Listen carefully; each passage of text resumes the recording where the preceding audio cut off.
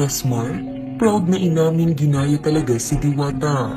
Sa likod ng matagumpay na bagong business ni Rosmar na isang paresan na kung saan tinawag niyang Rosmar Pares Overload, hindi pa rin nawawala ang mga taong patuloy siyang binabato ng mga pangbabatikos. Matatandaan na bago pa man simula ni Rosmar ang kanyang Pares business, maraming netizens ang agad itong pinutakte ng mga hateful comments na kesyo wala umanong originality si Rosmar nang aagaw ng negosyo at di umano'y nangunguha lang ng diskarte mula sa Pares sensation na si Diwata. Una nang inamin noon ni Rosmar na naging inspirasyon niya si Diwata, kaya naman naisip niyang magtayo rin ng ganitong negosyo.